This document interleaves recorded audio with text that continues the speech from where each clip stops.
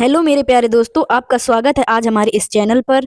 आज हम बात करते हैं एयरफोर्स फेज 2 के बारे में, जीडी सीक्रेट्स के बारे में। 100% सिलेक्शन आप कैसे पा सकते हैं और आप सिलेक्ट होने के क्या क्या तरीके हैं, क्या करें क्या ना करें, फैक्ट एंड इंफॉर्मेशन के बारे में आज हम आपको बताते हैं। ऐसी चीजें मैं आज आपको दिखाऊंगी जो पब्लिक डोमेन में नहीं है।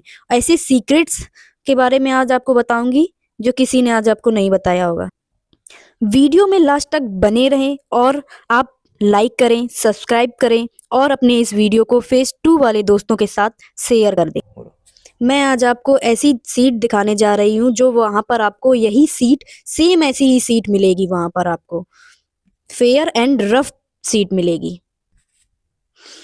ये 4 सीट ए होती है और आपको यहाँ पर इस तरीके से अपना इंट्रोडक्शन देना होता है और कुछ पॉइंट होते हैं जो आपको वहाँ पे लिखने होते हैं और साथ ही में अपना कंक्लूजन भी लिखना होता है आपको। यहाँ पर टॉपिक का इंट्रो होता है और यहाँ पर कुछ पॉइंट होते हैं और साथ में आपको कंक्लूजन भी अपना लिखना होता है।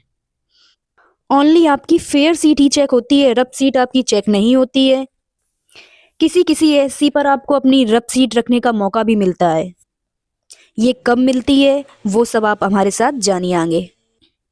सबसे पहले आपको ये 2 सीट मिलती हैं और यहाँ पर 2 ऑफिसर्स बैठे होते हैं और आप लोग कैंडिडेट्स यहाँ पर 18 या 20 कैंडिडेट बैठे होते हैं सामने।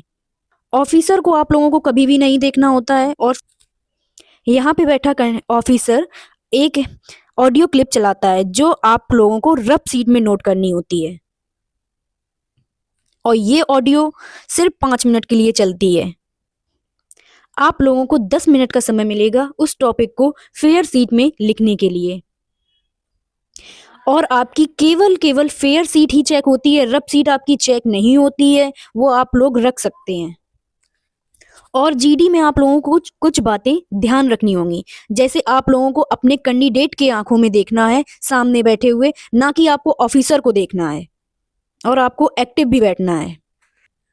और ऐसा नहीं है कि आपको मतलब आपकी बात हो गई हो तो आप अब रिलैक्स होके बैठ जाएं, नहीं, आपको आज सामने वाले कैंडिडेट की बराबर बातें सुननी है और उनके ध्यान को आपने मतलब ध्यान रखना है। और आप सभी कैंडिडेट को 1-1 मिनट का टाइम मिलता है अपना अपना इंट्रोडक्शन देने के लिए और उस टॉपिक को बताने के लिए। जैसे ही लास्ट वाला कैंडिडेट अपना इंट्रोडक्शन देता है उसके बाद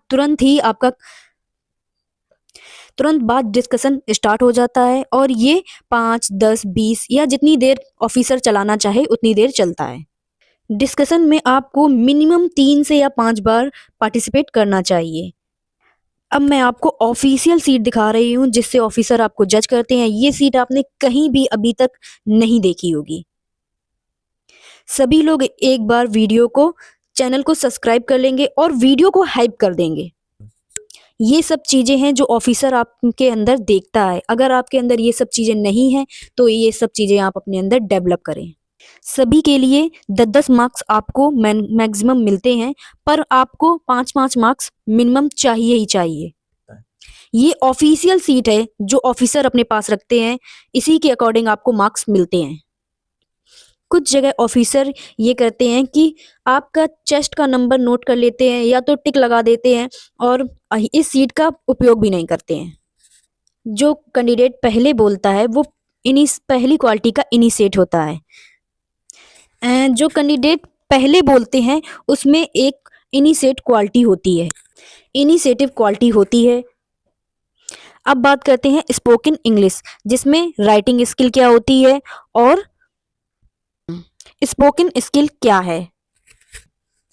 अगली क्वालिटी की बात करते हैं डिटर्मिनेशन, जिसमें आप कितना एक्टिव रहे, आपने कितना इसके बारे में बात किया, इसके बारे में है और टॉपिक को लेकर आप कितना सीरियस हैं। अब अगली बात करते हैं सोशल एडेप्टेबिलिटी। ये एक ऐसी क्वालिटी है जिसमें आपको मतलब ऐसा दिखना है कि आप उन्हीं के जैसे दिख रहे हैं, ना कि हालांकि आप दूसरों की जैसे अलग ना दिखें, मतलब उन्हीं में घुल मिल जाएं आप।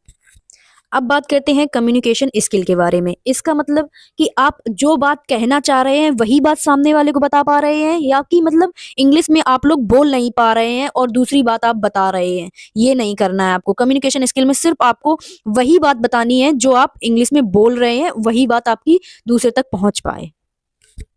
कम्युनिकेशन स्किल आपकी स्पोकन में भी चेक होती है और ये एक राइटिंग का भी पार्ट होता है। अब बात करते हैं रीजनिंग स्किल की, जो आप मतलब कि आप वही बात बोल पा रहे हैं जो मतलब बोलनी चाहिए, ना कि दूसरी बात आप बोल रहे हो, और आप विथ लॉजिक बोल रहे हैं, जो कैंडिडेट बोल रहे हैं आप उन्हीं को समझकर बोल रहे हैं, तो ये आपकी रीजनिंग स्किल हुई। जैसे बात कर रहे हैं इंजन रिपेयरिंग की, तो आप इंजन रिपेयरिंग की बात नहीं करके आप इंजन को बेच देने की बात कर रहे हैं, तो ये आपकी रीजनिंग स्किल नहीं होती है। आप उसकी कमी को सुधारने की बात करें, ये रीजनिंग एबिलिटी होती है।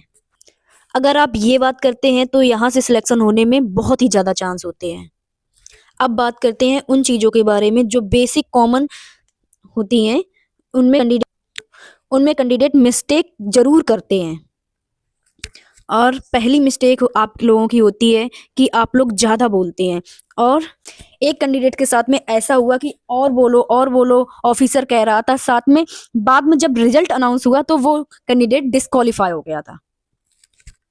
दूसरी मिस्टेक ये है कि आप एक्टिव बैठो, ये नहीं कि बॉडी ढीली करके बैठ जाओ या तो बिल्कुल लूज बैठो, मतलब ऐसा नहीं बैठना है, आपको बैठना है बिल्कुल एक्टिव होके बैठना है। तीसरी बात, आई कांटेक्ट मैनेज करके चलें। अगर अगर आप मतलब किसी की आंखों में देखने से घबरा रहे हैं, तो जरूरी नहीं कि उसकी आप आंखों में ही देखें, आप उसके फोrehead पर देख सकते हैं। चौथी बात, जरूरी नहीं है आप चौथी बात, आप जितना बोलें अच्छे से बोलें, जरूरी नहीं है कि आप इंग्लिश में बहुत ही माहिर हो।